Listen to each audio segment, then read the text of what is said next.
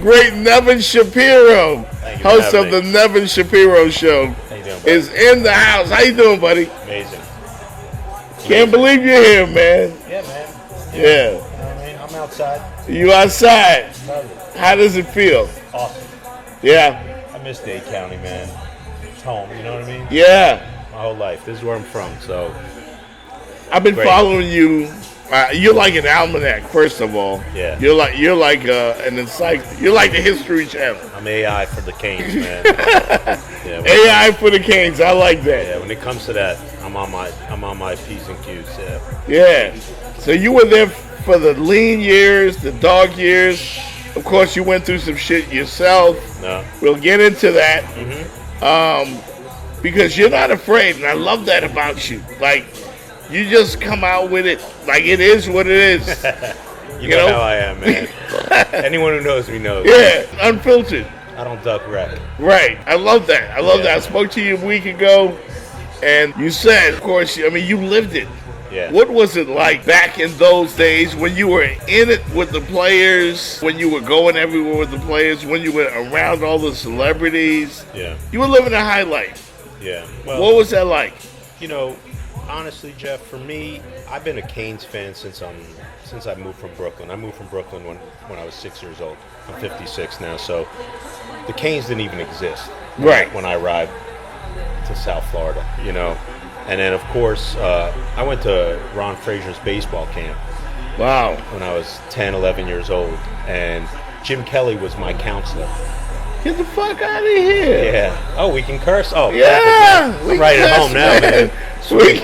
Sweet. All right, fuck. All right, now. Yeah, we're not on the radio. Fuck that. Yeah. So anyway, so Jim Kelly was my counselor, and Lester Williams. I remember the names. Yeah, man. So I was part of the U, man. At that time, Mark Light Stadium, you know, was our baseball field. And when I really got the bug, and I think it caught all of us, was when we went on that magical run in '83, Bernie Kosar.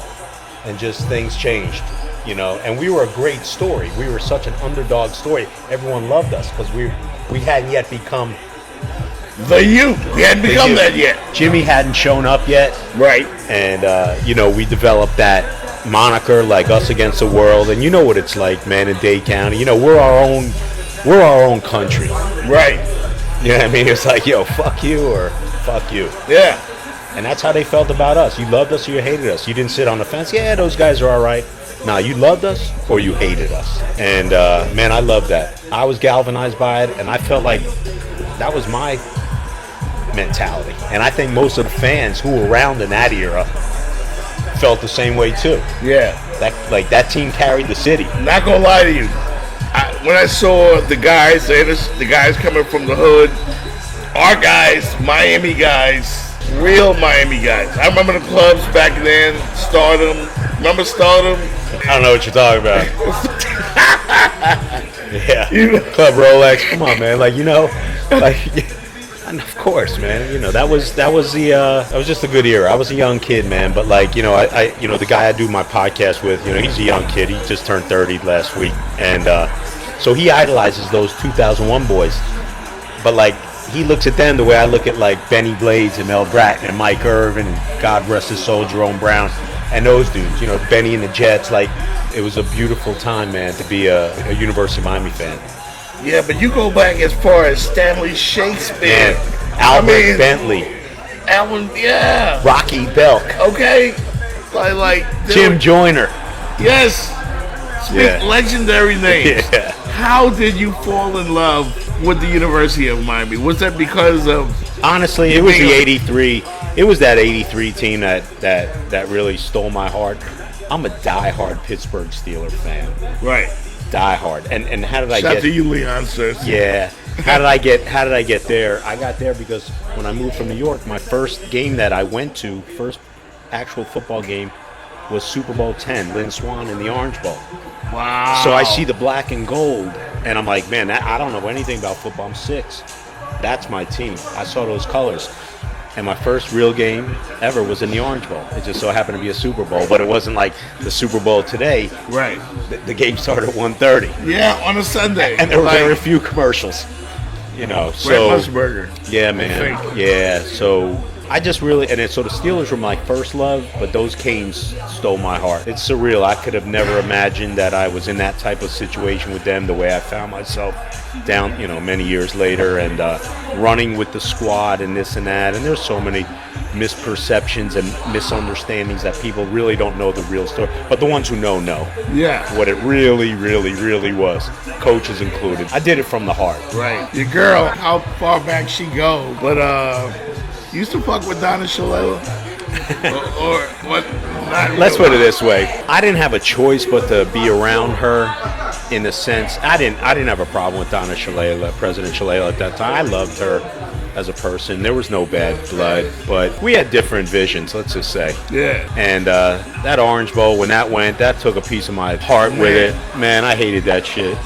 I hated it. And, I was on a tour with maybe 25 other significant donors, I guess. And we had to go to Hard Rock. I don't remember what it was at that time, Pro Player or Joe Robbie. I don't even remember. But, she was trying to put, lipstick on a pig to me. You know what I mean? That Orange Bowl was a shithole, but that was our shithole. Exactly. We never recovered, man. Yeah.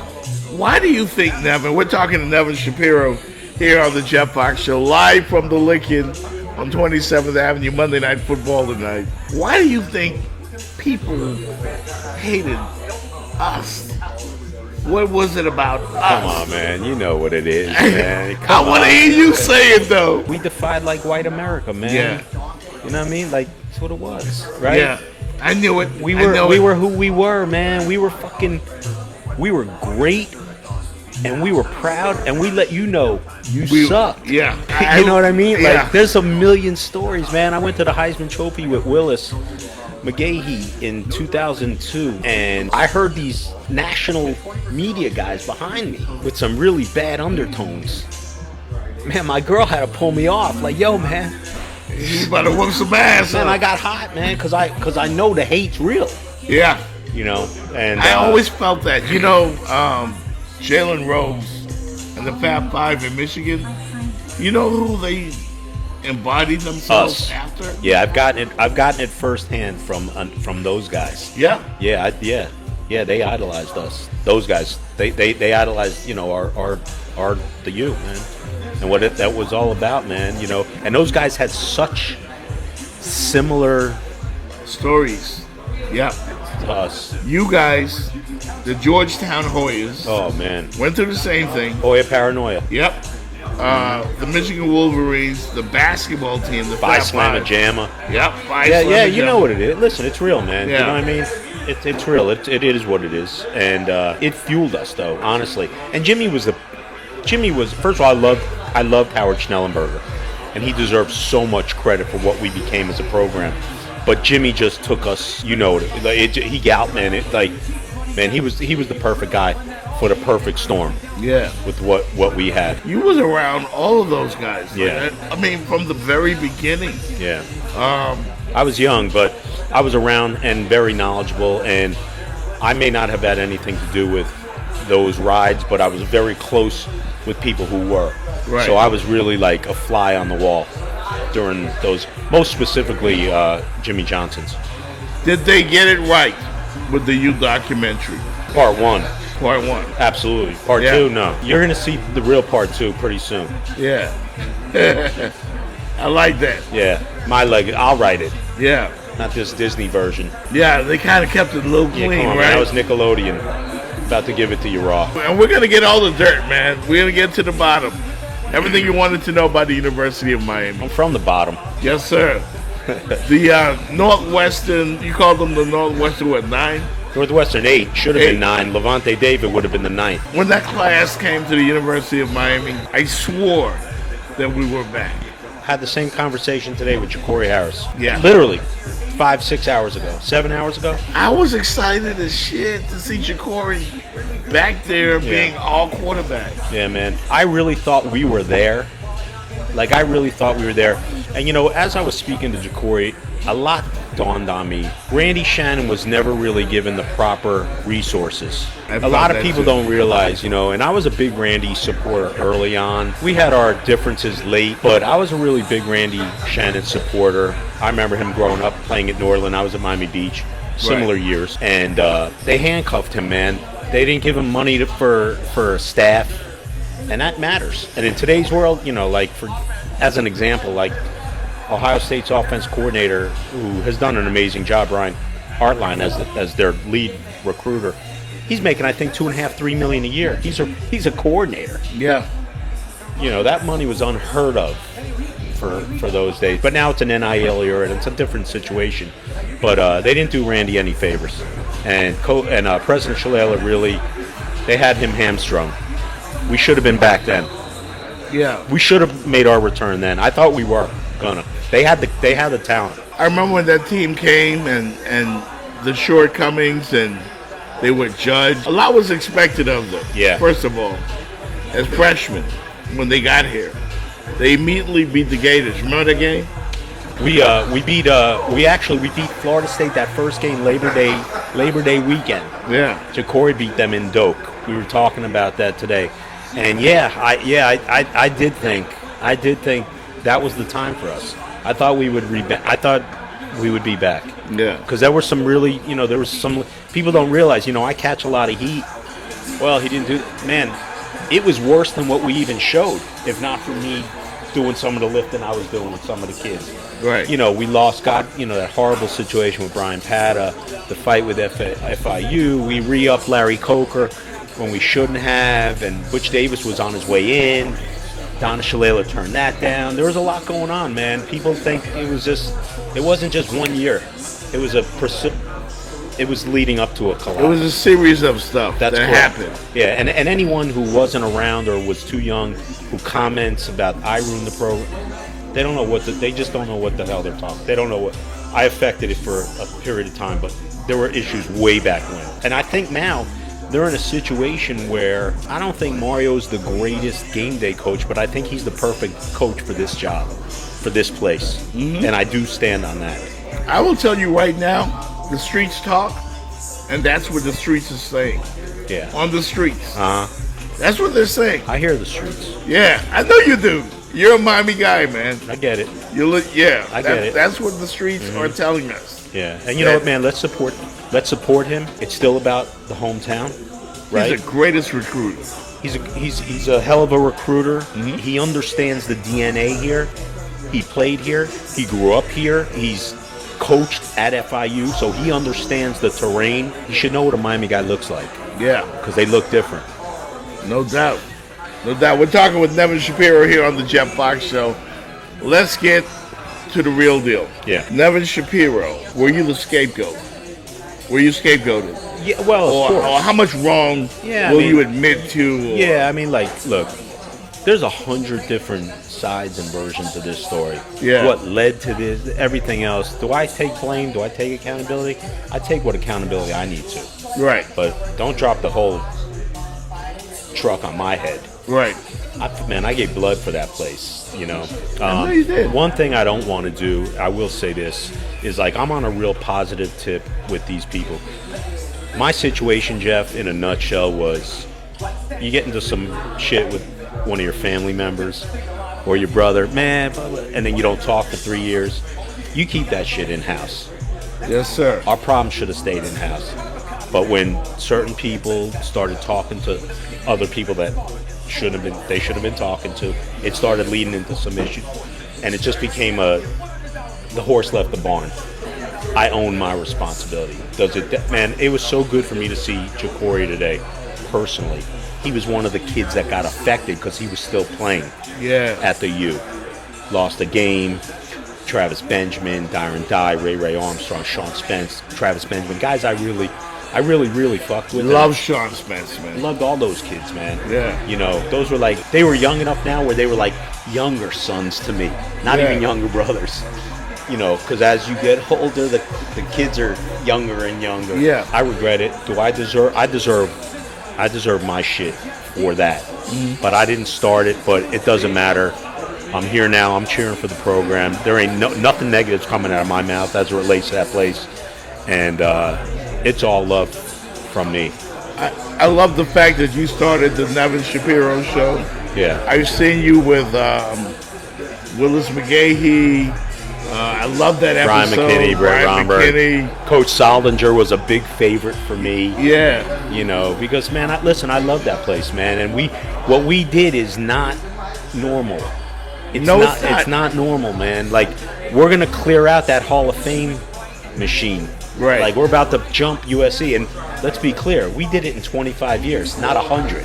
Right. Very big fact. Very big fact that the Canes did that. I remember when it all started with Howard, and then the coaches came, Jimmy and then Dennis. But the DNA of a Miami Hurricane did not change. You realize, man, we had 4 coaches win 4 different coaches win 5 titles. The one thing they took out of my house that I lost the feds, my helmet with every coach's signature. There was only 2 of them.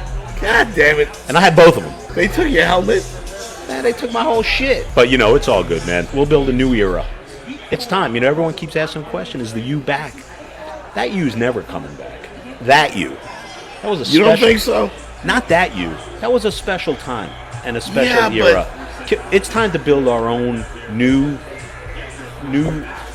Is the U back? We're relevant now. We're relevant. Like, the U is back. We're relevant now. You know, we matter now. We're in the middle of it. We're top 3.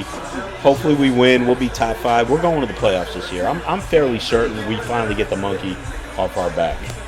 So, yeah, I think we are back. There's a DNA.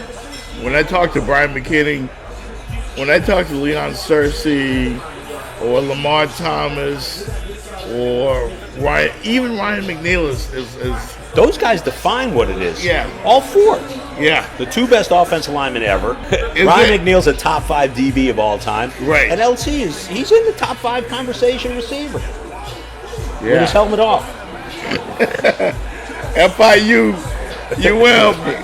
Love he's him, man. on the radio, man. And he just lost it, but I love that guy, I miss those guys, man. He represents Miami Hurricane. No doubt, football. man. Now, when I think of Nevin Shapiro, you represent the ideal Miami Hurricane fan. Yeah. And you're more than a fan. You're a part of our history. Yeah. How does that make you feel when you think about it, when you look back? I feel, honestly, I feel good about it. It's deserved. Yeah. Even with the bullshit and the scandal and all that, man, fuck, everyone wishes that didn't happen. People that hate, man, listen, honestly, people that hate, they're going to hate no matter what it is, man. You know what I mean? But the people who know, they know. And I've gotten a lot of love. I've been back to the stadium now. This year, first time back in 15 years. Man, I got a lot. I'm taking pictures with a lot of people. And, man, look, I'm sorry that this happened. Yeah. You know what I mean? Like, I'm sorry. Really, I am, man. But if you really know where my heart is within this program and what I did for this program, you can't hate me. No doubt. You cannot hate me. As a matter of fact, when it comes to the U, you get a lot of love. And you are about to get even more love because your story is not over. No. In fact, it may be just beginning. How much are you willing to let out the bag right now? It's in discussions. I don't want to piss my team off. Right. But it's about to go down. Yeah, that's what we'll say. It's about to go down. You'll know. Everyone's gonna. And you deserve it, man. Yeah, you know, man. Listen, I got humbled, man. When you deal with those people that I had to deal with, I just lectured FAU last week. I gave about a 2.5-hour lecture. Right. And, it was very fulfilling to me, Jeff, because it's not about the sexy story and what I was rocking and rolling with, money, women, whatever, toys. I'm a cautionary tale of what not to do. Right. So, 56, right? 56-year-old Nevin. Yeah. What would 56-year-old Nevin say to 19-year-old Nevin? Man, you're an asshole. Yeah, man, slow down, dog. Man, I was in a rush. Where are you going? That's a part of the story, though. Man, I'm in slow motion now, dog. Yeah. You Slow look like motion. you're enjoying life, man. Have you been down to the Keys to hang out with Jimmy? Soon. Yeah. Soon. I'm going to wait till it gets cooler a little bit, man. Now I'm off house arrest. I can move and groove a little, yeah. Yeah, That's man. No, what's up, I'm in slow motion, man. We're almost ready to wrap up, but I got to ask you, Yeah. We missed out. Butch Davis should have had a championship. Man, he should have 3. Listen, if Butch Davis does, let's be clear. If Butch Davis doesn't go to the NFL, there is no Alabama. Yeah. We're running shop. That dude's sitting on 10 to 15 rings. I'm not even capping. 10 to 15 I was rings. about to ask you, how many do you think? 10 to 15. 10 to 15 rings. There was a Florida State team that got whooped by Oklahoma that we should have been in that game. You can't tell me anything. We're a 3-peat team. Yeah. 2000, 2001, and we got robbed in 2002. 3-peat. Absolutely agree with you. 3-peat. We would have smashed Oklahoma. Yeah. Smashed them. Folks, we're talking with Nevin Shapiro, the great Nevin Shapiro, here on the Jeff Fox Show. It's Monday Night Football. The Dolphins are out in front 9-0 as we speak. So it looks like they might hopefully get off the slide. Long way to go. But, Nevin, I do want to ask you, now that you're back, and you've seen this team and you've been around them, and do you see any similarities to the old days when you look at this current crop of Miami Hurricanes? In one regard, yes. I see a lot of talent. Yeah. I see some dudes.